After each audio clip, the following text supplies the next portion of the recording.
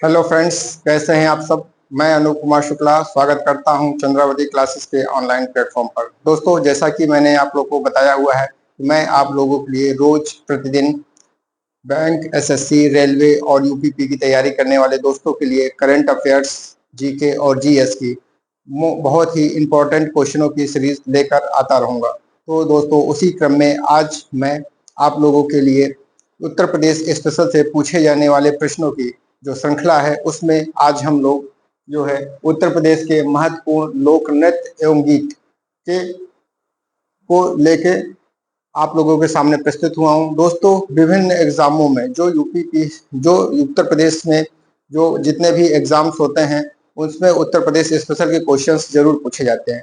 तो दोस्तों, उसमें एक या दो क्वेश्चन जो अक्सर या तो लोकगीत का या लोक नृत्य का उसमें से पूछ लिया जाता है, और जो है अगर आपको उस समय नहीं मालूम होता है तो वो क्वेश्चन आपके गलत हो जाते हैं। इसीलिए दोस्तों, चूंकि ये है बहुत आसान और बहुत जल्दी आप लोग इसको अपने मेमोरी में रख सकते हैं, इसी वजह से मैंने इस सीरीज को लेके आया हुआ हूं ताकि आप लोग बहुत अच्छे से इसको समझ सके। तो दोस्तों, चलते हैं हम लोग आगे।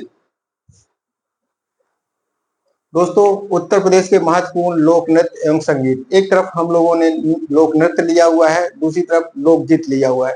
तो जो इम्पोर्टेंट लोक नृत्य है दोस्तों, उसके बारे में हम लोग डिस्कस करेंगे।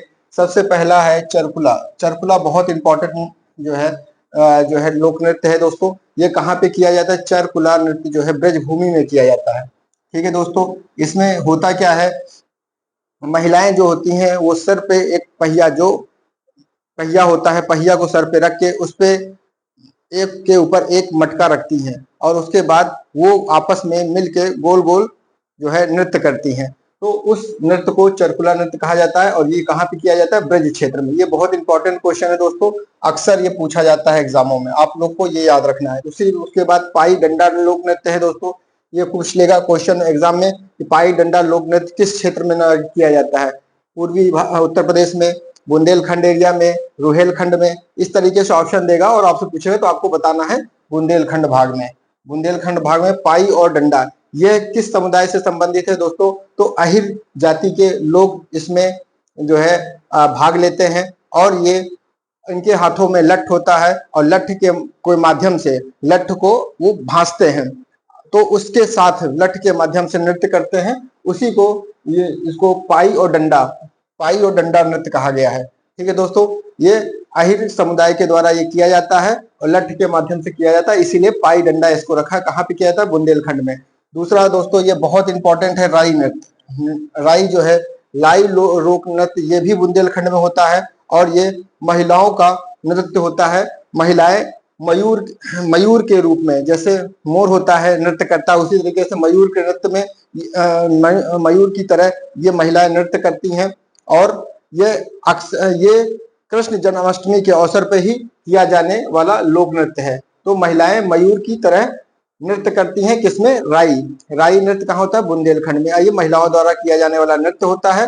कृष्ण जन्माष्टमी के अवसर पर ये नृत्य किया। तो क्वेश्चन से दोस्तों पूछ सकता है कि उत्तर प्रदेश का कौन सा नृत्य है जो महिलाओं द्वारा किया जाता है और जो कृष्ण जन्माष्टमी के पर्व के समय किया जाता है? तो राई नृत्य। इस तरीके से आपको याद रखना है।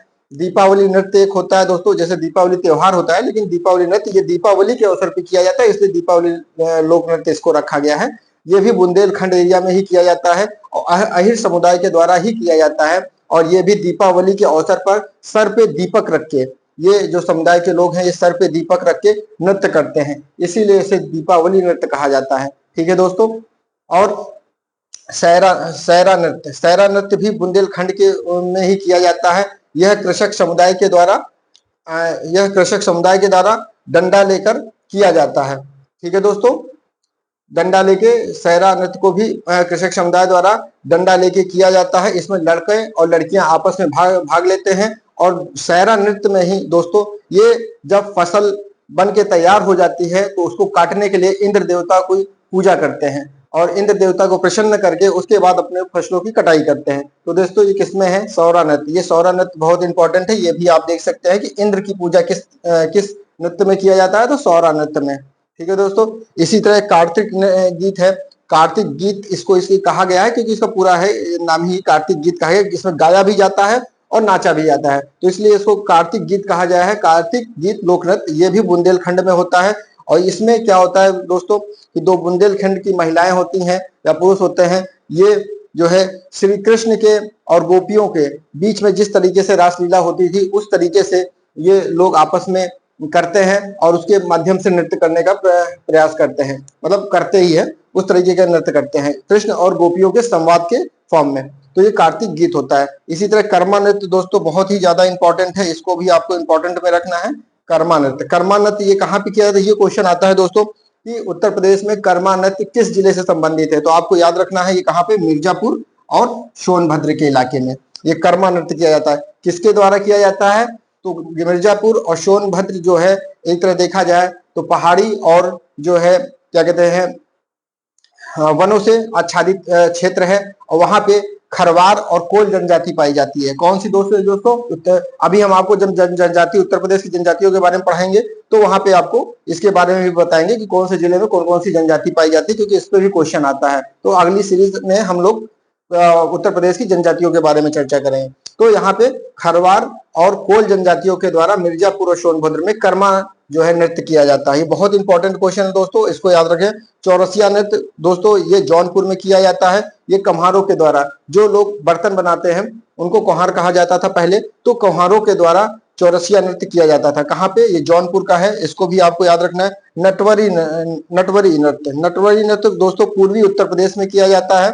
ये संगीत और नक्कारे के द्वारा खेल मुद्रा में किया जाता है। ठीक है दोस्तों, नटवरी, जैसे नटवरी में भगवान नटवर कहा जाता है ना, तो भगवान नटवर जो है नृत्य करते हुए, उसी तरीके से ये नटवरी नृत्य है, वो गीत और संगीत के माध्यम से नक्कारे के बल पे, नक्कारे के धुन पे और जो है क्या कहते हैं खेल की मुद्रा द्वारा इसे प्रदर्शित किया जाता है। ये कहाँ पे किया जाता है, पूर्वी उत्तर प्रदेश। अब पूर्वी उत्तर प्रदेश आप लोग जानेंगे आजमगढ़, मऊ, बलिया या उधर के जितने भी क्षेत्र हैं वो सब क्षेत्रों में नटवरी नृत्य किया जाता है। इसी तरह दोस्तों धोबिया राग नृत्य है, यह उत्तर प्रदेश में ही किया जाता है। ये इसमें कोई पर्टिकुलर स्थान नहीं है, इसमें आपसे सीधे पूछेगा कि धोबिया राग कहाँ का है, तो आपको उत्तर प्रदेश देना पड़ेगा। मान लो उत्तर प्रदेश, बिहार और ये सब दे दे, अगर राज्य दे दे तो आपको याद रखना है धोबिया राग नृत्य जो है, धोबिया राग जो है कहाँ पे, उत्तर प्रदेश में किया जाता है। और ये धोबी इसीलिए इसका नाम रखा है क्योंकि धोबी जातियों के द्वारा किया जाने वाला नृत्य है, इसीलिए धोबिया राग इसे कहा जाता है। धीवर राग दोस्तों है ये सॉरी धीवर राग जो है ये कम्हार जातियों द्वारा किया जाने वाला नृत्य है। ठीक है दोस्तों, ये मान लीजिए पूछ लिया कि धीवर राग किस जाति द्वारा किया जाने वाला नृत्य है, तो आपको कम्हार जाति द्वारा बताना है। धोबिया नृत्य किसके द्वारा, धोबी जाति द्वारा किया जाने वाला नृत्य है। इसी तरह कथक शैली दोस्तों उत्तर प्रदेश जो राज्य है उसमें कथक शैली का विकास किया गया है। कथक शैली नृत्य का विकास किया जाता है। क्वेश्चन भी आता है कि कथक नृत्य कहाँ से संबंधित है, तो कथक नृत्य जो शैली है ये उत्तर प्रदेश से संबंधित है, इसलिए मैं आपको यहाँ पे कथक नृत्य के बारे में भी बता दिया। और ये जो है लखनऊ के जो अंतिम नवाब थे, नवाब वाजिद अली शाह, उन्होंने इसको बहुत ज्यादा प्रोत्साहन दिया था कथक शैली को। और दोस्तों उत्तर प्रदेश की सबसे ज्यादा इंपॉर्टेंट जो नृत्य होता है वो नौटंकी होता है। नौटंकी सर्वाधिक प्रचलित, उत्तर प्रदेश का सर्वाधिक प्रचलित लोक नृत्य, अगर क्वेश्चन आता है कि उत्तर प्रदेश का सर्वाधिक प्रचलित लोक नृत्य क्या है, तो नौटंकी है। नौटंकी इसमें क्यों कहा जाता है कि नौटंकी जो होता है इसमें संवाद और गायन दोनों प्रक्रियाएं होती हैं। संवाद और गायन के माध्यम से प्रदर्शन किया जाता है। ठीक है दोस्तों, तो इसको नौटंकी कहा जाता है और ये उत्तर प्रदेश में किया जाता है। उत्तर प्रदेश का सर्वाधिक प्रचलित लोक नृत्य है। और ये रामलीला के अवसर पे आप देखेंगे कि रामलीला जो होता है उसमें नृत्य भी होता है, संवाद भी होता है, इसलिए उसको जो है किया गया है। नौटंकी कहाँ का सर्वाधिक प्रचलित लोक नृत्य है, तो उत्तर प्रदेश का। तो दोस्तों ये कुछ इंपॉर्टेंट लोक नृत्य है जिसमें मैंने आपको बताया है। ये चरकुला बहुत इंपॉर्टेंट है, राई बहुत इंपॉर्टेंट है, सहरा बहुत इंपॉर्टेंट है, कर्मा वेरी इंपॉर्टेंट है। उसके बाद आप यहाँ पे कथक और नौटंकी वेरी इंपॉर्टेंट क्वेश्चंस है। अब दोस्तों हम लोग लोकगीत के बारे में आते हैं। लोकगीत में देखिए यहाँ पे उत्तर प्रदेश में क्या क्या है, रसिया है। रसिया जो है ये ब्रजभूमि में है। देखिए रसिया सबसे ही पता चल रहा है कि श्री कृष्ण भगवान रासलीला रचाते थे गोपियों के साथ, तो रसिया किससे आएगा, ब्रजभूमि से। ये क्वेश्चन आएगा कि रसिया नृत्य किससे संबंधित है, मतलब किस क्षेत्र से संबंधित है, तो आपको याद रखना पड़ेगा कि रशिया ब्रजभूमि संबंधित, ऑप्शन में दे देगा ब्रजभूमि, बुंदेलखंड, रुहेलखंड, तो आपको बताना है ब्रजभूमि संबंधित है। कजरी क्वेश्चन बहुत इंपॉर्टेंट है, ये भी पूछता है। तो कजरी ये पूर्वी उत्तर प्रदेश से संबंधित है, लेकिन मुख्य रूप से अगर देखा जाए तो मिर्जापुर में। ठीक है दोस्तों, मुख्य रूप से मिर्जापुर में कजरी। ये क्वेश्चन आ जाएगा कि कजरी किस जिले से संबंधित, मान लो पर्टिकुलर जिला पूछता है तो पर्टिकुलर जिला में आपको मिर्जापुर आपको बताना है। आल्हा, आल्हा तो आप लोगों को मालूम होगा ये बुंदेलखंड से संबंधित है। ठीक है, आल्हा गीत जो होता है, आल्हा गीत जो गाया जाता है वो बुंदेलखंड से संबंधित है। बिरहा, बिरहा भी ये आपका, ये बिरहा बहुत इंपॉर्टेंट है, ये भी पूर्वांचल, पूर्वी उत्तर प्रदेश से संबंधित है बिरहा। ठीक है दोस्तों, इसमें गायन होता है और संवाद होता है, तो बिरहा पूर्वी पूर्वांचल से संबंधित है। इसी तरीके से दोस्तों लोकगीतों में चैती है, बहुत इंपॉर्टेंट है, ये भी क्वेश्चन आता है, चैती कहाँ का लोकगीत है, तो उत्तर प्रदेश का है। ठीक है दोस्तों, उसके बाद ढोला भी है, ढोला भी ये भी उत्तर प्रदेश का है।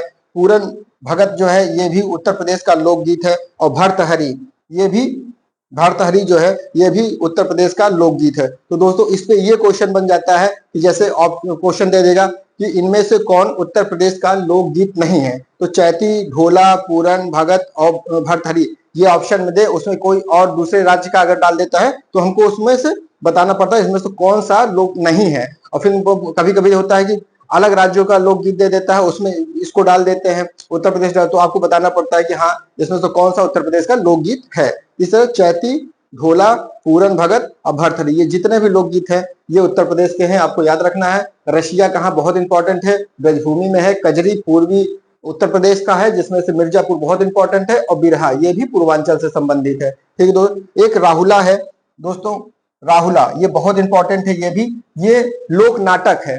ठीक है दोस्तों, लोक नाटक ये मंचन किया जाता है, ये कहाँ का है राहुला, ये क्वेश्चन आता है तो बुंदेलखंड का है। ठीक दोस्तों, ये क्वेश्चन आएगा कि राहुला लोक नाटक कहाँ का है, किस क्षेत्र का है, तो बुंदेलखंड का है। और राहुला है क्या, ऑप्शन में देगा लोकगीत है, लोक नृत्य है या लोक नाटक है, तो आपको बताना पड़ेगा लोक नाटक है। ठीक दोस्तों, तो ये कुछ इंपॉर्टेंट लोक नृत्य और लोकगीत थे उत्तर प्रदेश के, जो कि आपके परीक्षा के लिए बहुत ही उपयोगी है। इसी क्रम में अब हम लोग अगली सीरीज, हो सकता है मैं उत्तर प्रदेश की जो विभिन्न जनजातियां हैं, प्रमुख जनजातियां हैं, उसके बारे में लेके आऊंगा, या हो सकता है आपके लिए करंट अफेयर लेके आऊंगा।